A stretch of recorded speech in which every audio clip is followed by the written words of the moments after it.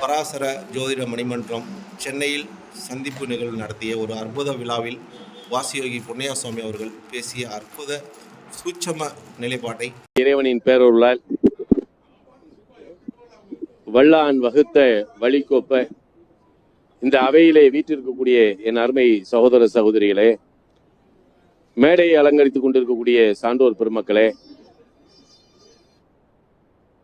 இந்த பராசர ஜோதிட மணிமன்றத்தினுடைய 5வது ஆண்டு விழாவை மிக சிறப்பாக வழிநடத்தி கொண்டிருக்கக்கூடிய என் அருமை சகோதரர் சந்திரன் அவர்களே, மணிமகளே அவர்களே,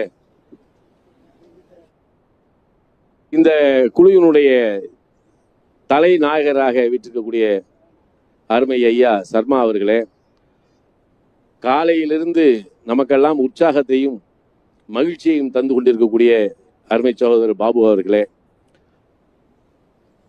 உங்கள் அனைவருடைய பாதார விந்தங்களை நான் வணங்கும் சாதுசும்பர் சுவாமியுடைய திருவடிகளாக வணங்கி என் வணக்கத்தை தெரிவித்துக் கொள்கின்றேன். நம்மெல்லாம் ஜோதிடர் ஏத்துக்கணும். இன்னும் அதை சொல்றதுக்கெல்லாம் இன்னும் எனக்கு தகுதி இருக்கா அப்படின்றது எனக்கும் தெரியல. நானும் இதுல 42 வருஷம் பயணிச்சுக்கிட்டு இருக்கேன். இன்னும் அம்பாள் எனக்கு மேலும் எனக்கு இன்னும் இதுக்குள்ள இருக்கக்கூடிய இன்னும் சூட்சுமத்தை அறிவை எனக்கு தரணும் அப்படின்னு தான் வேண்டிக்கிட்டே இருக்கேன். இன்னும் நம்மெல்லாம் கத்தது ஒரு கைப்பிடி அளவு கூட கிடையாது, ஒரு கையளவு கூட கிடையாது. ஆனா நிறைய விஷயங்கள் இன்னும் அதுக்குள்ள பொதிஞ்சு கிடக்கு. அதுல கிரந்தத்தை எடுத்தா ஒரு கிரந்தத்தினுடைய பாடல் முறை புரியவே மாட்டேங்குது. சங்கராச்சாரியார் ஜோதிடம்னு சொல்லி ஒரு நூல் இருக்கு. ஆனா ஜாதகருடைய தலைமாட்டில் இருக்க வேண்டிய ஒரு புத்தகம் எதுனா ஜாதக அலங்காரம். கிருணூர் நடராஜன் எழுதின புத்தகத்தை நீங்க தலைமாட்டில் வச்சுட்டீங்கன்னா அது பேசும். நீங்க அதுக்குள்ள போனீங்கன்னா ஒவ்வொரு விளக்கமும் கொடுக்கும். ஆனா ஜாதகம் சொல்லும் போது, ஜோதிடம் நீங்க பலன் சொல்லும் போது எப்பயுமே பாகத்தை கையில வச்சுக்கிட்டு பேசுங்க. அதுல கிரக காரகத்தை வச்சு நாட்டுங்க. அப்பதான் பலன் பிடிக்கும். நீங்க குண்டக்க மண்டக்க நான் இப்படி சேர்த்து சொல்றேன் அப்படின்லாம் நீங்க பேசக்கூடாது. ஏன்னா ஒரு விஷயத்த அங்க சங்கராச்சாரியத்துல அவ்வளவு செய்யுள் இருக்கு. எந்த செய்யுளுமே சில இடத்துல புரியல.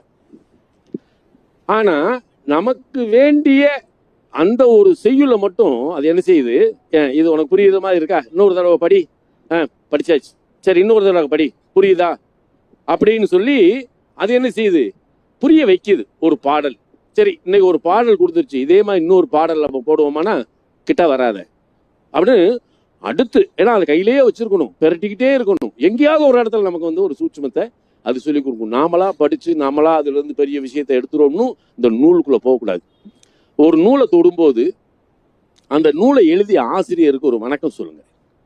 எப்பயுமே இது எனக்கு ஒரு குருநாதர் சொல்லி கொடுத்தது. டேய், புத்தகத்தை கையில வாங்குறியா, அந்த எழுத்தாளனுக்கு ஒரு நன்றி சொல்லிட்டு அந்த புத்தகத்தை படி.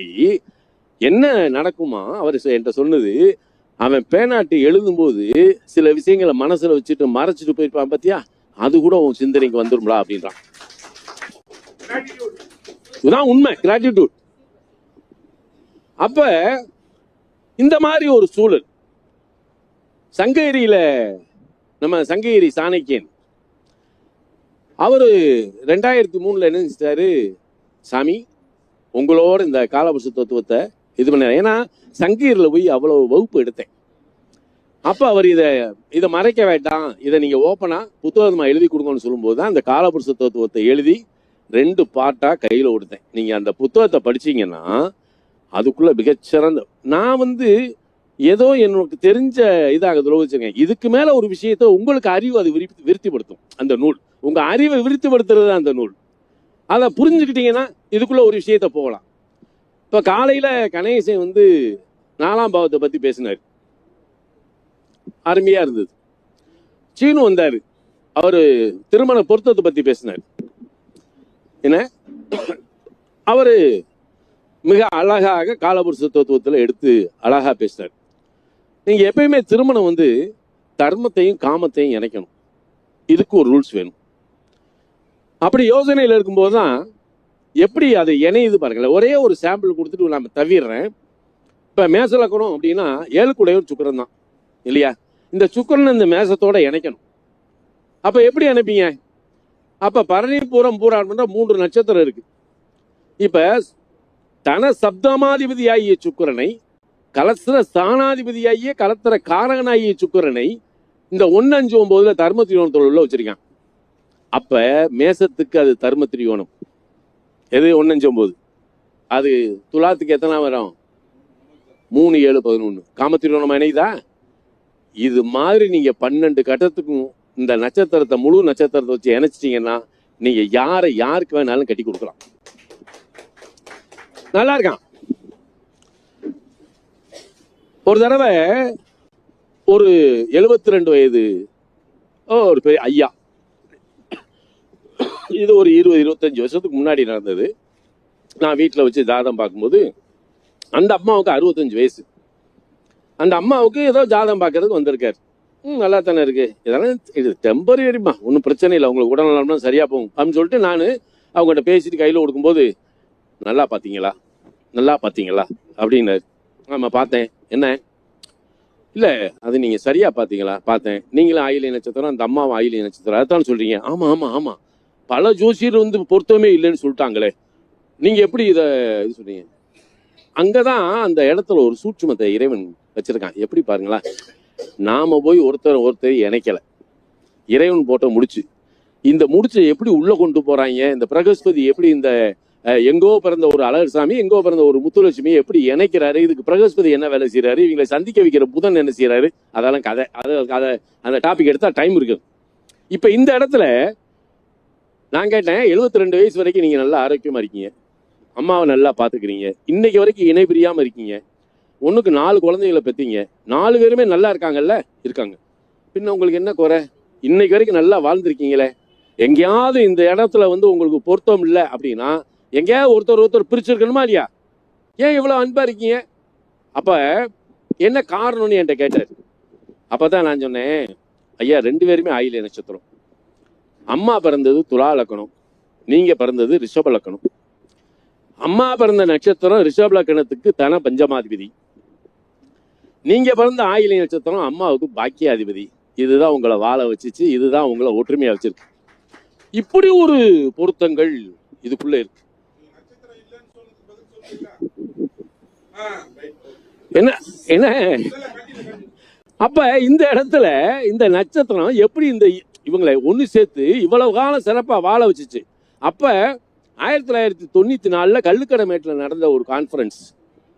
அப்பதான் கிரக பொருத்தத்தை எப்படி பார்க்கணும் ஒரு 30 ரூல்ஸ் எழுதி கொண்டு போய், அதாவது ரிசர்ச் பண்ணதுல கொண்டு போய் சப்மிட் பண்றேன். அந்த 94 கள்ளுக்கடமேட்டில் நடந்த பெரிய மாநாடு. அதுலதான் முத திருமண பொருத்தத்தினுடைய இந்த தசைவித பொருத்தத்தை நம்ம எடுத்து பார்க்கும்போது கிரக பொருத்தத்தை எப்படி கொண்டு போகணும் அப்படின்ற ரீதியில அதை சப்மிட் பண்ணேன். அப்ப பெரிய ஜாம்பவான்கள்லாம் இருக்கக்கூடிய இடம் அந்த இடம். அதுல போய் சப்மிட் பண்ண ஏபிஎஸ் எல்லாம் எனக்கு உச்சி மோந்தாரு. சூப்பர்டா. ஆனா இதே மாதிரி இந்த ரூல்ஸை எவனாவது ஃபாலோ பண்ணா ஒருவேளை கல்யாணம் நடக்காதான்ட்டாரு. ஆமா, அத இந்த ரூல்ஸ் அப்படி இருக்கு. ஆனா கிரக பொருத்தத்துல எங்கேயாவது ஒரு இடத்துல நமக்கு அதை பார்க்கணும். இன்னொரு விஷயத்துல நல்லா தெரிஞ்சுக்கங்க, நடந்த ஒரு நிகழ்வு இது யார் மனசையும் பாதிக்கிறதுக்கு இல்லை, யார் மனசையும் ஆமா பாதிக்கப்படக்கூடாது, புண்படுத்துறது இல்லை. ஏன்னா ஒரு எனக்கு தெரிஞ்ச ஒரு மருத்துவர், ஒரு டாக்டர், அவர் என்ன செய்வாரு, பிராக்டிஸ்ல என் கூட தான் மருந்து வாங்குவாரு. அதாவது மெடிசன் வாங்குறது அந்த கடையில் போய் நாங்கள் தான் மெடிசன் வாங்குவோம். எல்லாமே சித்தா ப்ராக்டிஸ் அப்படின்ற ரீதியில் நான் வாங்குற மருந்துக்கு எம்ஆர்பியில் என்ன ரேட்டோ அதை கையில் கொடுத்துருவேன். நான் அதுக்கு எதுவும் நாடி பிடிக்கிறது காசு வாங்க மாட்டேன், எந்த விஷயம் வச்சுல அந்த மருந்துக்கு மட்டும் காசு வச்சுருப்போம், ஃப்ரீ தான். ஆனால் இந்த 300 ரூபா அல்லது 400 ரூபாய்க்கு வாங்கக்கூடிய மருந்தை அதை பேஷண்ட் அவர் கொடுக்கும்போது 40,000 ரூபா வாங்குவார். சரியா? 40,000 ரூபா வாங்குவார். யோசிக்கணும். அப்போ அந்த 40,000 ரூபா வாங்கும்போது அவருக்கு அது மகிழ்ச்சி. நான் கேட்பேன், வெறும் 400 ரூபா மெடிசன் 40,000 ரூபா வாங்குறீங்களே அப்படிக்கு அவரை நியாயப்படுத்துறதுக்கு என்கிட்ட ஒரு விஷயம் சொன்னார். என்ன சொன்னார்னா, இப்போ நீங்கள் கொடுத்துட்டீங்க, 4 நாள் கழிச்சு அந்த மருந்தை கேளுங்க, அவன் ஒரு மூளையில் போட்டிருப்பேன். இப்போ 40,000 ரூபா கொடுத்து இந்த மருந்தை வாங்கின பாருங்க, பத்திரமா வச்சு சாப்பிட்டுக்கிட்டு இருப்பேன் அப்படின்னாரு. ஏற்றுக்கலாம், வாதத்துக்கு ஏற்றுக்கலாம். ஆனா ஒரு விஷயத்தை இந்த பிரபஞ்சம் நமக்கு ஒன்று கொடுத்துருக்கு. உங்களுடைய உணர்வுகள், செயல்கள், எண்ணங்கள் அனைத்திலும் நீங்க சம்பாதிக்கக்கூடிய பொருளாதாரத்தோடு சம்பந்தப்படுது. நல்லா தெரிஞ்சுக்கோங்க. நீங்க ஆரோக்கியமாக இருப்பதற்கும் சந்தோஷமாக இருப்பதற்கும் நல்ல சந்ததி விருத்தியோடு மனைவி மக்களோடு சந்தோஷமாக இருப்பதற்கு மூல காரணம் என்னன்னா, இந்த பிரபஞ்சம் உங்களுக்கு தரக்கூடிய பொருளாதாரத்திலையும் அதுல இருக்கு அப்படின்றத நீங்க மறந்துடக்கூடாது. என்ன காரணம் அப்படின்னா, அப்புறம் ஒன்னா சொன்னேன், டாக்டர் நீங்க இந்த மருந்துக்கு அதிகமான காசு வாங்குறது விட்டுட்டு உங்களுக்கு கூலின்னு ஒன்று நிர்ணயிச்சு ஒரு கன்சல்டிங் பண்றீங்க, எனக்கு 1000 ரூபா கூலி, ஓகே வாங்கிக்கோங்க, மருந்துக்குரிய காசை மட்டும் வாங்கிக்கோங்க, இதை மட்டும் செஞ்சு பாருங்க, ஒரு வருஷத்துல உங்களுக்கு என்ன நிகழ்வு மாறுதுன்னு பார்ப்போம் அப்படின்னு அவர்கிட்ட நான் சொல்லும்போது அவர் அதை எடுத்துக்கல. அப்புறம் கூப்பிட்டு சொன்னேன், நான் சொல்றதுக்காக நீங்க செஞ்சு பாருங்க, உங்களுக்கு என்ன மாற்றம் இருக்குன்னு பார்ப்போம் அப்படி. அதே மாதிரி அவர் என்ன செஞ்சாரு, கன்சல்டிங் ஃபீஸ் 500 ரூபா, மெடிசன்ஸ்க்கு இது இல்லை, அப்படியே எம்ஆர்பியில் எடுத்து கொடுக்க ஆரம்பிச்சாரு. ஒரு வருஷம்.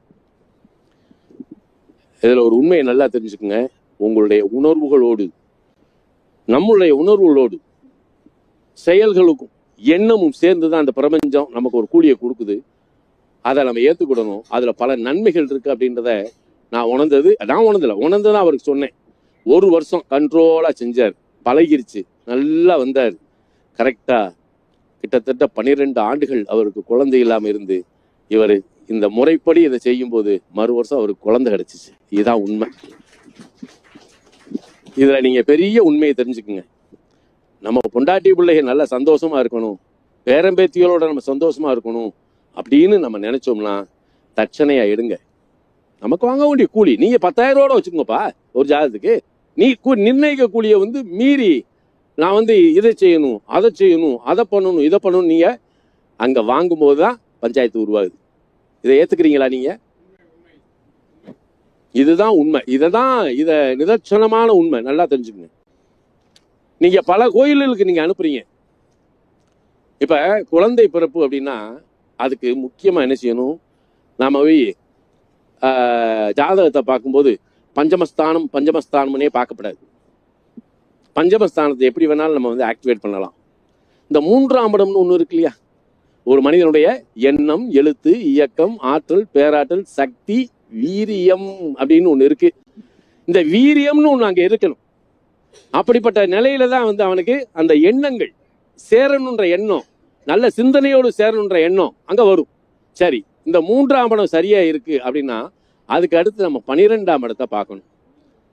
இந்த அயனசேன போகம் அப்படின்ற ஒரு இடம் இருக்கு இல்லையா, அந்த இடத்தை பார்க்கும்போது அந்த இடம் நன்றாக இருந்தா தான் இவனுக்கு இந்த 5ஆம் இடம் என்ற நிலை உருவாகும்.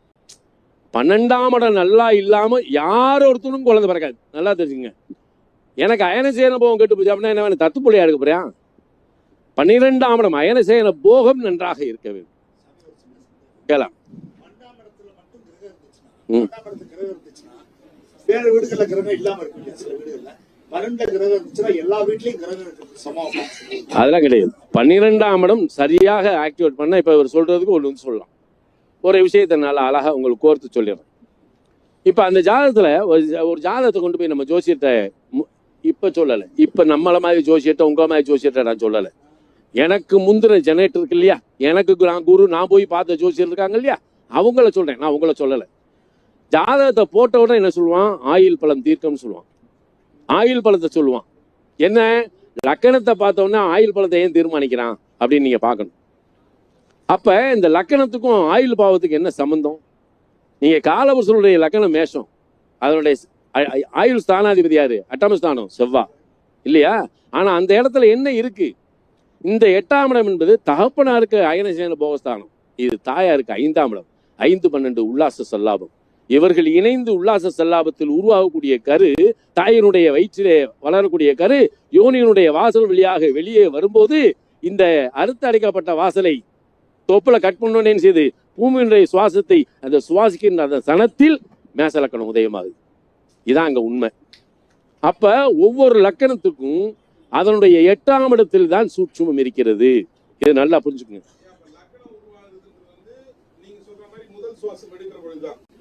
இல்ல இது இதுல இது இது அது வேற, அது வேற. நீங்க அபியாச கதிக்கு வந்துடுறாங்க. நீங்க தாயினுடைய வயிற்றிலிருந்து வெளியே வரும்போது, அந்த யோனியிலிருந்து வெளியே வரும்போது அந்த அறுத்தடைக்கப்பட்ட தொப்பில கட்டணும் பூமியுடைய சுவாசத்தை சுவாசிக்குது. அந்த சுவாசிக்கக்கூடிய நிலைக்கு தான் நம்ம லக்கணம் குறிக்கிறோம். ஆமா, இல்ல அதுதான் லக்கணம் கொடுத்துருக்கேன் அவன். இல்ல இல்ல இல்ல இல்ல சுவாசம், பூமியுடைய சுவாசத்தை சுவாசிக்கிற நேரம் தான் அந்த லக்கணம். இல்ல இல்ல இல்ல பூமியுடைய சுவாசத்தை அப்படி சுவாசிக்கும் போது உதயமாகக்கூடிய லக்கணம் இருக்கு இல்லையா, அதான் லக்கணம். அதான் ஒண்ணுக்கும் அந்த, அதாவது இந்த இடத்துலதான் 8ஆம் இடத்தினுடைய தன்மை யோனியிலிருந்து வெளிவருகிறது, மேச லக்கணம் உதயமாகுது. சரியா? அப்போ ஒவ்வொரு வீட்டுக்கும் அந்த வீட்டினுடைய சூட்சுமம் எங்க இருக்கு, அதற்கு 8ஆம் இடத்தில் இருக்கிறது. ஒண்ணும் இல்ல, மணியம்மா இருக்கு, சுவாமி இந்தாங்க ஒரு 50 லட்ச ரூபா வச்சுக்கோங்கன்னு எனக்கு கொடுக்குது. டேய், கொடுக்கிற காலம் வரும்டா. என்ன எப்படி மட்டும் கட்ட வைக்கிறேன் பாரு. என்ன எப்பா சந்திரா கோச்சுக்காதப்பா. சரியா? நான் என்ன சொல்றேன், எனக்கு ஒரு இதுக்கு சொன்னேன், இந்த 50 லட்ச ரூபா எனக்கு கொடுக்குது. சரி, இந்த 50 லட்ச ரூபா வாங்கணும்னு நான் என்ன செய்வேன், என்னுடைய வசதி வாய்ப்புகளை தான் பெருக்கிறதுக்கு நான் போவேன் இல்லையா? வந்தோன்னு என்ன ஒரு சொத்து வாங்கலாம், ஒரு வண்டி வாங்கலாம். அப்ப எப்படிதான் நினைப்போம். அப்ப 4ஆம் இடம் என்ற சுகஸ்தானம் அதற்கு 8ஆம் இடத்தோடு சம்பந்தப்படுதா இல்லையா? 11ஆம் இடம் எனக்கு கிடைக்குது, நான் என்ன செய்றேன், சொத்து வாங்க. இப்படித்தான் இந்த 5ஆம் இடம் என்ற புத்திரஸ்தானத்தினுடைய இயக்கம் எங்க இருக்குன்னா 12ஆம் இடத்துல இருக்கு. இந்த 12ஆம் இடம் 5ஆம் இடத்துக்கு 8ஆம் இடம் எது, அவ்வளவுதான். அதுக்குள்ளதான் சூட்சமா இருக்கு. ஆனால் 12ஆம் இடத்துடைய சூட்சம் எங்க இருக்குன்னா 7ஆம் இடத்துல இருக்கு. 7ஆம் இடத்துடைய சூட்சம் எங்க இருக்குன்னா 2ஆம் இடத்துல இருக்கு. இப்படி கணக்கு போட்டு பாருங்க. இதுதான் இதுக்குள்ள ரகசியமா அது ஒரு வேலையை பார்த்துக்கிட்டு இருக்கு. ஆனா சாஸ்திரத்துல நமக்கு ஒரு விதி சொல்லியிருக்கோம். நீங்க இந்த பாவகத்தை எடுத்து நல்லா பேசுங்க. பாவகாரகம்னு ஒண்ணு இருக்கு, கிரக காரகம்னு ஒண்ணு இருக்கு. இத மாதிரி எப்பயுமே பேசாதீங்க. என்ன தப்பு அவன் தப்புன்னு கூட சொல்லிட்டு போட்டோம், ஆனா நீங்க மாறிடக்கூடாது. ஏன்னா எப்பயுமே ஆமா, எதுக்குன்னா நான் ஏட்டெல்லாம் வந்தானே சரி, இது இல்லை அப்படின்னா சரி, உன் ஜாதகம் தப்புடான்னு தூக்கி போட்டு போயிடுவேன். சரியா? ஆனா மாறக்கூடாது. நான் கும்பலக்கணும் அப்படின்னு சொல்லுவான், லவ் மேரேஜ் பண்ணியான்னு கேட்பேன், நொல்லன்னா உன் ஜாதகம் தப்புன்றுவேன். சரியா? தப்பு. அதுக்கப்புறம் நீ அந்த டிகிரியை வச்சு நீ முன்னாடி பின்னாடி நவுட்டி கேட்டுப்பாரு, பலன் கேட்டுப்பாரு. அவன் சரிம்பான். நீ அதுக்காக கும்பலக்கணத்துக்கு லவ் மேரேஜ் பண்ணல அப்படின்னா அந்த ஜாதகம் 1936 ஒருத்தர், அப்ப எல்லாம் காதல் எல்லாம் கிடையாது, வைப்பு தான். அவன் விருப்பப்பட்டு நான் கேட்டேன் அந்த ஆள்கிட்ட. ஆமா, வைஃப் அப்படின்னு இல்ல. நான் என்ன சொல்றேன்னா, அவரையே நான் என்ன சொன்னேன், ஐயா நீங்க விரும்பின பொண்ணை கூட்டிட்டு வந்து தாலியை கட்டிட்டு வந்தீங்களா, அவர்கிட்ட போய் நீ காதலிச்ச பொண்ணை கல்யாணம் பண்ணியான்னு கேட்கக்கூடாது. ஏன்னா வளர வளர நம்மளுடைய பண்பாடு, பழக்க வழக்கம், நாகரிகம் எல்லாம் மாறிக்கிட்டே இருக்கு காலத்துக்கு தகுந்தாப்புல. ஆனா இந்த இடத்துல நான் ஒரு விதையை விதைச்சிட்டு போறேன். நம்ம முன்னோர்கள் சில பழமொழி சொல்லியிருக்காங்க. இதுல ஒரு விஷயம், பிரகாஷ் பேசுனதுல, ஒரு பொண்ணு சித்திரை நட்சத்திரம், பையனும் அவிட்ட நட்சத்திரம். ஆமா இருக்கட்டும், என்ன சேர்த்து பொறுத்து இருக்குன்னு சொல்லிட்டுட்டாங்க. ஓடட்டும், ஏன்னா பொறுத்து இருக்குன்னு சொல்லிட்டாங்க. கடைசியில சுத்தி முத்தி பார்த்தா இது நம்மகிட்ட வருது. எதுக்கு வருது, ஐயா இந்த மாதிரி பேசி எல்லாம் முடிவு பண்ணிட்டோங்கய்யா, ஒரு முகூர்த்தம் குறிச்சு கொடுங்கய்யா அப்படின்னு வந்துட்டாங்க. எனக்குலாம் ஏன்னா நம்ம பெரியவர்கள் காட்டிய பாதையெல்லாம் மாற்றக்கூடாது. அவன் சிரசு ரச்சுன்னு சொல்லியிருக்கான், வம்புக்கெல்லாம் சேர்க்கப்படாது. சரியா? அதெல்லாம் கொஞ்சம் நல்லா பார்த்துக்கணும். விளையாட்டுத்தனம்லாம் இதுல போயிடக்கூடாது. ஏன்னா நம்ம ஆளுங்க என்ன சொல்லியிருக்கான், பத்தோன் தனன் நிதி லாபம் கெட்டு வியமாரட்டில் அவன் செத்த சவத்திற்கு ஒப்பாவான் அப்படின்னு ஒரு பழமொழியை தூக்கி போட்டு போயிட்டாங்க. இன்னைக்கு வரைக்கும் இதை யாராவது நினைச்சு பார்த்திருப்பீங்களா? பத்தோன் தனன் நிதி லாபம். இப்ப நம்ம 159 பேசிக்கிறோம். 159 இருந்துட்டு போகுறா. இப்ப 4 திருவோணமா தானே பிரிச்சிருக்காம, தர்மா அத்தா காமா மோச்சா. சரி, ரிஷபங்கன்னி மகரத்துல பிறந்தவன், இந்த மகரத்தை கூட விட்டுருங்க, கன்னியக்கும் சில நேரத்துல விட்டுருங்க. ரிஷபல கருத்துக்காரன் உத்தியோகம் பார்க்கறதுல வாங்காம இருக்கானா? மகர லக்கணத்துக்காரன் கூச்சப்படுவான், அவன் வாங்க மாட்டான். கன்னியா லக்கணத்துக்காரன் உழைப்ப இது பண்ணுவான். ரிஷப லக்கணத்துக்காரன் போய் ஒரு வேலையை வாங்கணும்னா நீங்க கிம்பளம் வாங்கியிருக்க பார்ப்போம். அப்ப அங்க தவறானா இல்லையா? அப்ப அவனுடைய தர்ம திரியோணத்தை அந்த இடத்துல மீறான். இதுல சத்திய சோதனை என்னன்னா, மிதுனம் கும்பம் துலாம் இருக்கு இல்லையா, காமத்திரியோணம். இந்த காமத்திரியோணத்துல பிறந்தவங்க பிரண்மனை நோக்கான்னு இருக்கு, நோக்கக்கூடாதா அப்படின்னு. அவன் எங்கேயாவது திரும்பாம இருக்கானா? அவனுக்கு அது சோதனை. லைவ் தான், கேட்கட்டும் மக்கள். சரியா? சரி, அதே கடக மோட்ச தீவிரத்துல பிறந்துடுறான், சொத்துக்களை அள்ளி கொடுக்குது, நல்ல வசதி வாய்ப்புகளை கொடுக்குது. அவன் எங்கேயாவது தர்மம் பண்றதுக்கு முன்னாடி வர்றானா? அவன் போய் 10 பைசா வாங்க முடியாது. அப்ப இந்த திரியோணத்தையே மாற்றக்கூடிய பண்பு தான் இங்க இருக்கு. அப்ப அவன் என்ன சொல்றான், மேசம் சிம்மம் தனுசு காலபுருஷனுடைய தர்ம திரியோணம்டா. இந்த வீட்டுல பிறந்தவங்க உண்மை, ஒழுக்கம், சத்தியம், நேர்மை, இறையாண்மை, அன்போட இருந்தா நீ வறுமையில இருந்தாலும் இறைவன் உனக்கு கை கட்டி சேவம் செய்கிறான்றான். அப்ப நீ அதுல இருந்து மாறக்கூடாது இல்லையா? அதுல இருந்து மாறக்கூடாது. அப்ப அவன் சொல்றான் பத்தோன். நீங்க இப்ப பிரகாஷ் பேசும்போது எல்லாருமே நம்ம காசை பத்தி தான் ஆசைப்பட்டுக்கிட்டு இருக்கோம். சரியா? காசு மேல இருக்குதுதான். வருமானம் வருமா? இப்ப நீங்க நம்ம ரூபா வச்சிருக்கோம், இந்த மீட்டிங் முடிச்சுட்டு போன உடனே இதுவரைக்கும் 500 ரூபா வாங்கிக்கணும், இனிமேல் 1000 ரூபா ஆகணும். யோசிக்கலாம். மணி அப்பவே திட்டம் போட்டுச்சு, அடுத்த மீட்டிங் வர்றதுக்குள்ள. இப்ப இது வரைக்கும் ஒரு ஜாதகத்துக்கு 2000 ரூபா வாங்கிட்டு இருக்கேன், இனி 5000 ரூபாண்டா. ஆமா, அதெல்லாம் மாறி போய் எவ்வளவு நாள் ஆச்சு? இப்பதான் 2 ஏக்கர் 1 கோடி ரூபாய்க்கு பேசி வச்சுட்டு வந்திருக்கேன். வாங்கணும்ல? இல்ல, சந்தோஷம், மகிழ்ச்சி. என்ன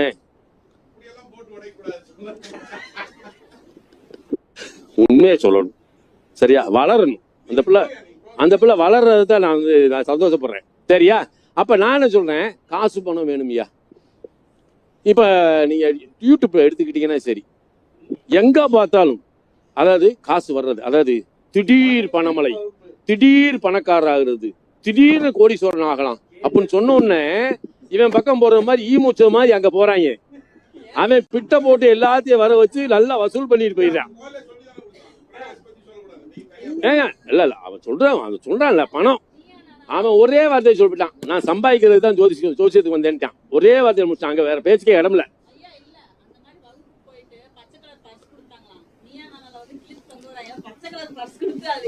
இவன் எதுக்கு போறியா? அதாவது நான் என்ன சொல்லிட்டேன், உனக்கு 2ஆம் இடம்னு ஒண்ணு இருக்கு.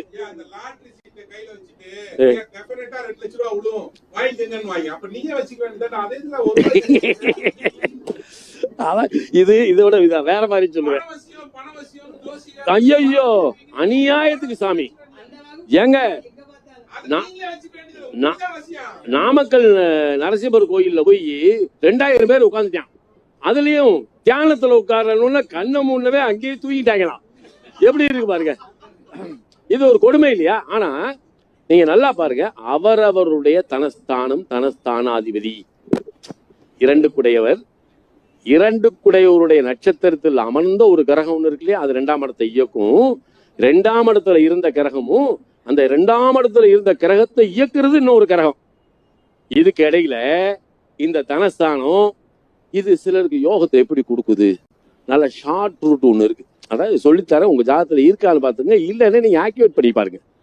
எப்படின்னா, நம்மளுடைய பஞ்சமாதிபதி ஒருத்தர் இருக்காரு. இந்த பஞ்சமாதிபதிக்கு என்ன பண்ணிட்டாரு, என்னைய அங்க கூப்பிட்டாரு, நான் இப்ப அங்க வர, இவர் இங்க விட்டாரு. வா வருது, வா எல்லாம் வா, வாடமா. ராஜ்குமார் வா, பாரதி.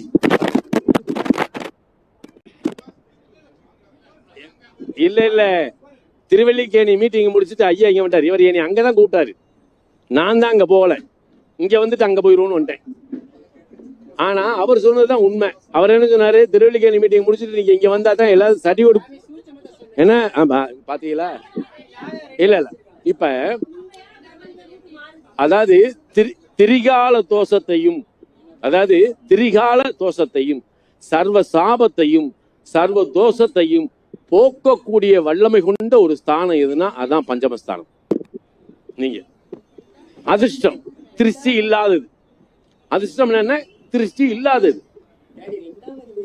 இப்ப அதுக்கு தாண்டா வர்றேன். சரியா? இப்ப நம்ம தனஸ்தானாதிபதி பஞ்சமாதிபதிக்கு முன்னோ அல்லது பின்னோ. எப்படி? பஞ்சமாதிபதிக்கு முன்னாடியோ அல்லது இப்ப வச்சுக்கோங்க, தனஸ்தானாதிபதிக்கு 2 பஞ்சமாதிபதி, இல்லாட்டி தனஸ்தானாதிபதிக்கு 12 பஞ்சமாதிபதி. இப்படி இருக்கக்கூடிய காலகட்டம் பாருங்க, உங்களுக்கு செல்வ வளமை இருக்கும், செல்வ செழிப்பு. அதாவது யார் மனசையும் புண்படுத்தாம, காயப்படுத்தாம, சங்கடப்படுத்தாம நீங்க சம்பாதிக்கணும். இல்லாட்டி சாபத்தோட அந்த காசு வந்துடும். வந்து சாபம் இல்லாம வரணும். நம் கோச்சாரம் அதே என்னன்னா, இப்ப ஒண்ணும் இல்ல, ஒரு கடகலக்கண ஜாதகம், 2 கூடையோர் சூரியன், 6 கூடையோர் குரு, 11 கூடையோர் யாரு? சுக்கிரன். இந்த 2, 6, 11னா அது முறையாக வரக்கூடிய லாப மேன்மையுடன் கூடிய ஒரு பொருளாதாரம் அர்த்தம். எப்படி? 2, 6, 11. இப்ப இந்த 2, 6, 11 நீங்க எடுத்து ஒவ்வொருத்தர் வீட்டுக்குள்ள இருக்கக்கூடிய ஒரு நட்சத்திரத்தை எடுங்க. இப்ப 2 கூடையோர் சூரியன், 11ஆம் இடத்துல கிருத்திகை நட்சத்திரம் இருக்கா? சூரியனோட உத்திராட நட்சத்திரம் இருக்கா? சரி, அப்ப வியாழக்கிழமை உத்திராட நட்சத்திரத்திலயோ வெள்ளிக்கிழமை கார்த்திகை நட்சத்திரத்திலயோ நீங்க ஜபம் அல்லது ஏதாவது ஒரு பூஜை முறைகளை எடுத்துக்கிட்டீங்கன்னா உங்களுக்கு செல்வ வளம் என்னைக்குமே குறையாது. இது முறையா இப்படி போங்க, நான் இப்படி கூட வராதீங்க, முறையா தொடுங்க. எல்லா லக்கணங்களுக்கும் இது பொருந்தும். நீங்க அழகா எடுக்கலாம். முழு நட்சத்திரத்தை தூக்கி கோர்த்து பாருங்க. இப்ப மேசத்துல ரிஷபத்துல வெள்ளிக்கிழமை கார்த்திகை நட்சத்திரம் சொல்றோம். நீங்க சுப்பிரமணியரை கொடுக்கலாம், எதையும் கொடுக்கலாம். ஆனா அதை விட என்ன தெரியுமா, அதோட ஒரு டெக்னிக் பாருங்க. இந்த பிளைண்ட் ஸ்கூல் இருக்கு பாத்தீங்களா, கண் தெரியாத குழந்தைகள், அதுக்கு உங்கள்கிட்ட வர்ற வருமானத்துல ஒரு பகுதியை, ஒரு 5% அல்லது 3% கொண்டு போய் நீங்க உதவி பண்ணி பாருங்க, உங்களுக்கு கோடி கோடியா வரும் காசு. சேரிட்டபிள்ல தான் இருக்கு. நீங்க கொடுக்கக்கூடிய தர்மத்துக்குள்ளதான் உங்க பொருளாதார வளர்ச்சி இருக்கு. நல்லா தெரிஞ்சுக்குங்க. இதை நீங்க செஞ்சு பாருங்க, அற்புதமா உங்களுக்கு காசு பணம் வரும். இன்னும் ஒரு கூட்டத்துல நான் உங்களுக்கு இந்த 10 தனன், நிதி, லாபம், இந்த 4 ஸ்தானத்தை நான் முறையா உங்களுக்கு தர்றேன். அது ஒண்ணு போதும். நீங்க வாழ்க்கையில அழகா ஒரு விஷயத்தை நீங்க உள்ளுக்கு போய்க்கலாம். சரியா? நன்றி நண்பர்களே. ஏன்னா நிறைய நான் நேரம் எடுத்துக்கூடாது. தம்பி வந்துட்டாங்க, தம்பி அங்க கூப்பிட்டாங்க, நான் இங்க வந்துட்டேன். இங்க இருந்துட்டு அங்க போகணும்னு பார்த்தா கடைசியில் இவர் அங்க போயிட்டு திருப்பி இங்க வாண்டுறாரு. அப்ப நான் என் தம்பி சொல்ல கேட்கல, அதனால எனக்கு இது வேணும். இல்ல 100க்கு 100 பழனி பாரதி சொன்னது 100க்கு 100 உண்மை. ஏன்னா இப்ப எல்லாருமே 2 மீட்டிங் போக முடியாது. இப்ப அவர் அங்க போயிட்டு வந்துட்டாரு. இப்ப நானும் பிரகாசம் போகணும். எல்லாம் வல்ல இறைவன், நான் வணங்கு வளநாட்டு சித்தர் சாதுசிதம்பரம் சுவாமிகள் உங்கள் இல்லமெல்லாம் வந்திருந்து நல்ல வளமும் நலமும் தந்தரல வேண்டுமாய் வேண்டிக் கொள்கின்றேன். ஆனந்தம் ஆனந்தம் ஆனந்தம். உங்களை பார்த்ததுல ரொம்ப மகிழ்ச்சி. உங்களை பார்த்ததுல ரொம்ப மகிழ்ச்சி. உங்கள் அனைவருக்கும் எனது கோடான கூடி நன்றி நன்றி நன்றி நன்றி.